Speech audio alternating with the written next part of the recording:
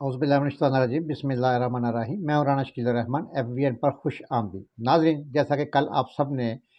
لاہور میں کل دیکھا زمان پارک پہ کہ جو عمران خان کو گرفتار کرنے کا مشن تھا، مختلف چینلز پہ، مین اسٹریم میڈیا پہ سب نے اپنی اپنی رپورٹنگ کی ہے۔ جو ہمیں آج صبح تک مطلب جو کل رات گزر چکی ہے اور کل 2 بجے کے بعد کے تمام جتنے بھی واقعات تھے وہ ہمارے رپورٹر نے جو ہمیں بتائے ہیں وہ میں آپ کے ساتھ شیئر کرتا ہوں کہ عمران خان کی گرفتاری کا جو مشن رات کے زمان پارک ایک میدان جنگ بنا رہا ہے۔ عمران خان کی رہائش گاہ کے اندر سے پولیس پر شدید پتھراؤ کیا گیا۔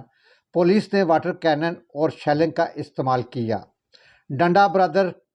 کارکنان کی وجہ سے پولیس کو پیچھے ہٹنا پڑا، جس میں DIG جو اسلام آباد تھے شہزاد بخاری صاحب وہ بھی شدید زخمی ہو گئے، اور باقی تقریباً 10 سے 12 پولیس کے جو کچھ آفیسرز تھے اور باقی جو پولیس کے دوسرے لوگ تھے جن میں ASI تھے، سب انسپیکٹر تھے، یہ تمام کے تمام کوئی 12-13 آدمی شدید زخمی ہو گئے۔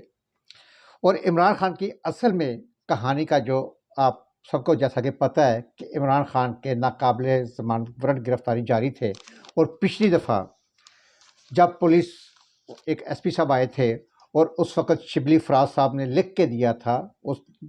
وارنٹ پہ کے اوپر، جو گرفتاری وارنٹ تھا ان کے اوپر لکھ کے دیا تھا کہ جی نیکسٹ ڈیٹ پر عمران خان صاحب عدالت میں پیش ہوں گے، لیکن اس کے باوجود خان صاحب عدالت میں پیش نہ ہو سکے۔ اور جب یہ کل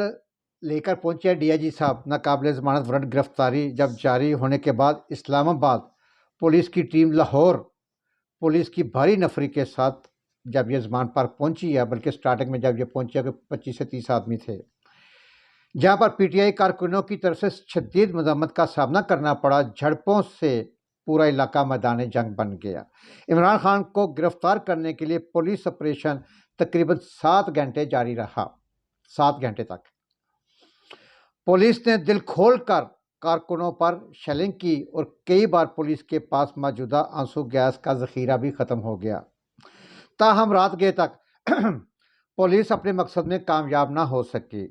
چیئرمین PTI کی رہائش گاہ کے اندر سے، زمان پارک خان صاحب کی رہائش کے اندر سے بھی کوئی 40 سے 50 آدمی اندر تھے جنہوں نے پتھراؤ کیا، اور جس سے DIG صاحب شدید زخمی ہوئے اور دوسرے بھی پولیس کے اہلکار زخمی ہوئے۔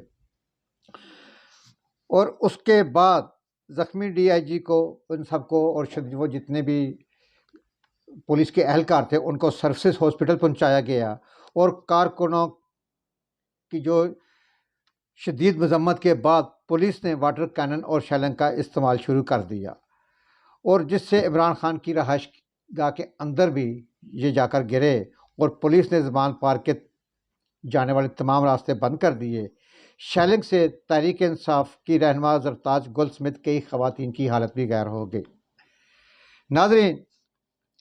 تقریباً کہہ لیں کہ کچھ 4 بجے کے قریب پولیس نے عمران خان کی رہائش گاہ کے گیٹ تک جو پہنچ گئی تھی، اس کے بعد اندر سے پتھراؤ شروع ہوا، اور جس سے یہ تمام DIG صاحب اور ان کے اہلکار شدید زخمی ہوئے۔ اب ناظرین آتے ہیں، یہ تو تھی کل کی صورتحال، اب اصل میں آتے ہیں جو دوسرا ٹاپک ہے، جو دوسرا اہم ایشو ہے کہ خان صاحب گرفتاری کیوں نہیں دے رہے، اور یہ گرفتاری ان کی جو ہے وہ کون سے کیسز میں ہے اور کس طرح کے کتنے، یہ تقریباً 4 کیسز ہیں، اور یہ وارنٹ جو گرفتاری جاری ہوا یہ توشہ خانہ کا یہ کیس ہے۔ ایکچوئل میں آپ سب نے دیکھا کہ جیسے کہ ایک توشہ خانہ کی 446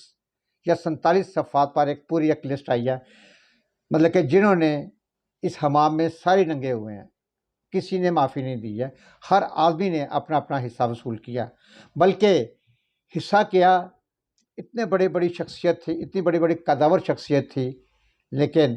چھوٹی چھوٹی چیزیں یقین کرو، معمولی چیزیں، 3-3 ہزار 2-2 ہزار تک کی چیزوں کو نہیں بخشا گیا، حتیٰ کہ وہ سکارف مفرل تک شیخ رشید صاحب نے نہیں بخشے ہیں، سب پارٹیوں نے، ہر ایک نے۔ اصل میں توشہ خانہ کا کیس جو ہے، جو کہ آپ جیسا کہ آپ سب کو پتہ ہے کہ وہ خانہ کعبہ کی ایک بڑی ہی قیمتی گھڑی، جس کی قیمت ایکچوئل مارکیٹ میں وہ 5 ارب کے قریب قیمت ہے اس کی، اس گھڑی کی 5 ارب کے قریب،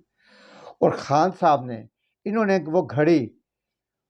سب سے پہلے گھڑی کا سودا کیا، گھڑی کی ڈیل ہوئی، ڈیل ہونے کے بعد وہاں سے کیش آیا، اور وہ جو کیش آیا اس کیش میں سے 20% دے کے خان صاحب نے وہ گھڑی دی، اور اس وقت گھڑی خریدی توشہ خانہ سے 20% دے کے، اس خریدار سے جو دبئی کا خریدار تھا اس سے انہوں نے پیسے لیے، جتنے میں بھی سودا ہوا، کوئی 5 کروڑ کا کہہ رہا ہے، کوئی 10 کروڑ کا کہہ رہا ہے، کوئی 15 کروڑ کا کہہ رہا ہے، جتنے کا بھی سودا ہوا انہوں نے وہ پیسے پکڑ کے ان پیسوں میں سے، اصل ایشو ہے ان پیسوں میں سے وہ گھڑی خریدی، اور پھر آگے گھڑی جس طرح کے مارکیٹ میں سیل ہوئی۔ اصل ایشو یہ ہے کہ وہ جو گھڑی خریدی ہے وہ پیسہ کہاں سے آیا، سوال نمبر 1 کہ وہ جو گھڑی خریدی ہے وہ پیسہ کہاں سے آیا، وہ کہیں پہ نظر نہیں آیا، کہیں پہ شو نہیں ہو رہا، اور اس کے بعد وہ جو گھڑی بیچی گئی ہے، وہ جو توشہ خانہ والی، خانہ کعبہ والی گھڑی تھی، وہ پیسے بیچ کے وہ کہاں، وہ نہیں شو ہوئے، وہ 2 سال تک خان صاحب نے شو نہیں کروائے، اثاثہ تھے نا ان کے وہ پیسے، وہ نہیں شو ہوئے۔ ان باتوں کا جواب خان صاحب کے پاس نہیں ہے، نہ ان کے وکلا کے پاس ہے۔ یہ ہیں اصل میں وہ جو جس عدالت کے ناقابل وارنٹ گرفتاری جاری ہوئے ہیں،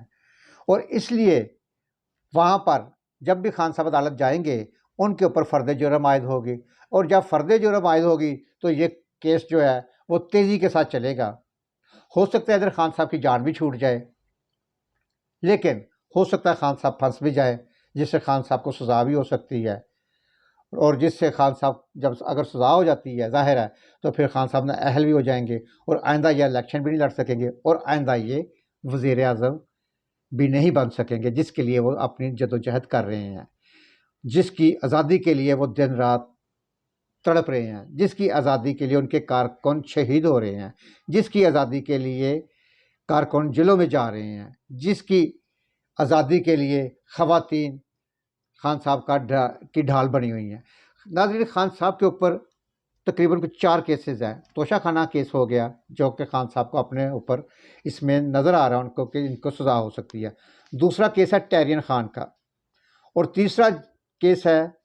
سیشن جج زیبا چودھری کا اور فارن فنڈنگ کا۔ اچھا، ٹیرین خان کا کیس بھی جیسا کہ کل آپ صاحب نے دیکھا ہائی کورٹ میں جج صاحب نے کہا جی یہ صرف اور صرف 2 منٹ کا کیس ہے، ہاں یا نہ، ٹیرین آپ کی بیٹی ہے یا نہیں ہے تو تب بھی بتا دیں، نہیں ہے تو تب بھی بتا دیں، یہ فائل کلوز کر دیں گے۔ لیکن خان صاحب کو پتہ ہے کہ اگر وہ مانتے ہیں کہ یہ میری بیٹی ہے پھر بھی خان صاحب پھنستے ہیں، اگر وہ کہتے ہیں کہ میری بیٹی نہیں ہے پھر بھی وہ پھنستے ہیں، اس لیے وہ نہ ہی ان کے وکیل جاتے ہیں، نہ ہی ان کے وکیلوں کے پاس اس کیس کی کوئی دلیل ہے کہ جس کی جہاں پہ جا کے اس کے دلائل دیے جائیں۔ اور سیشن جج صاحبہ جو زیبا چودھری ہیں ان کا کیس ہے، ظاہر ہے اب یہ تو یاد ہے آپ کو جب عدالت میں گئے تھے یہ زیبا چودھری صاحبہ وہاں پہ نہیں تھی، یہ پیغام دے کے آ گئے تھے کہ جی ہم معذرت چاہتے ہیں، اب اگلے کی مرضی ہے وہ معاف کرتا ہے یا نہیں کرتا، وہ کیس چل رہا ہے۔ اور فارن فنڈنگ کا، ان کیسوں میں خان صاحب جان چھڑانا چاہتے ہیں، اور فارن فنڈنگ کا کیس آپ کو پتہ ہے کہ عرصہ ہے 8-10 سال ہو گئے ہیں، وہ ان کے خلاف فیصلہ بھی آ چکا ہے، اور اب یہ کیس جو ہے وہ ایک جو ہے سیشن کورٹ میں چلا گیا ہے، وہ بھی کیس شروع ہو جائے گا۔ لہٰذا